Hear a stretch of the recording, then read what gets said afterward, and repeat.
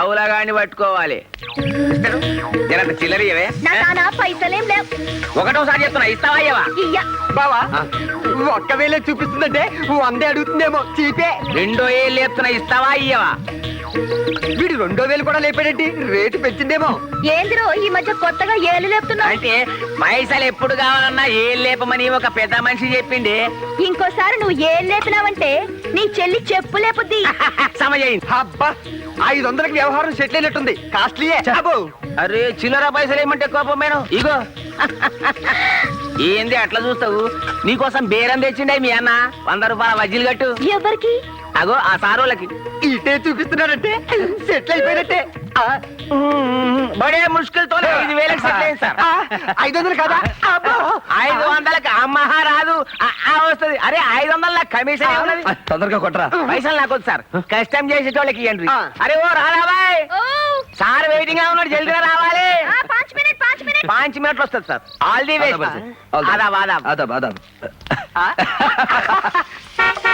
వచ్చాయి. తీసుకోండి. ఏంటిది? బజ్జీలు. బజ్జీల తర్వాత ముందు బండెక్కు. బండెక్కాలా? ఎందుకు? ఎందుకేంటి, ఆ లాల్చి చేసుకున్నాడు. నీ నైట్ కి మా బావతో బుకింగ్ చేసేసాడు. ఇలాంటి నాటు కావాలని మా బావ రేటు కూడా వెనకాలేదు. రేట్ ఎంత చెప్పిండు? 5,000. ఇయ్యండి, ఎక్కుతా.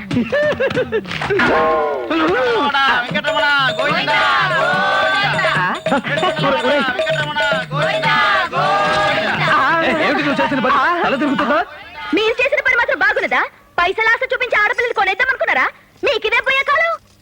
నోరు జారుతున్నావు. జాగ్రత్త. ఏం చేస్తారయ్యా? ఏం చేస్తారు? ఎక్కి తినడానికి ఆడపిల్లలంటే ఆటో పనులు అనుకున్నారా? ఈ రాధాబాయ్ అంటే మీ కెరకలే. చిక్కడపల్లిలో చిక్కేస్తే చీరాల్లో మోగుతుంది. విశాఖపట్నంలో ఈలేస్తే ఇబ్రహీంపట్నంలో ఇనపడుద్ది. ఆ నుంచి వస్తారు మా వాళ్ళు. ఎవరు వస్తారో ఏం చేస్తారో చూస్తాను. ఊరుకోమా, మా బావ ఏమంటానికి నువ్వు ఏంటని సరిపోయింది. బావా జనమంతా చూస్తున్నా, వెళ్దాం పద. సంగతి ఏంటో చూస్తావా? నీకు దండం పెడతాను, రమ్మన్నా ప్లీజ్.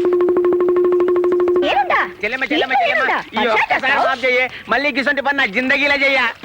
నిన్న నేను కలర్ సోడాలు అమ్మితే నువ్వు నన్నమ్మడానికి చూస్తావా బద్మాష్? ఒరే బైరాగ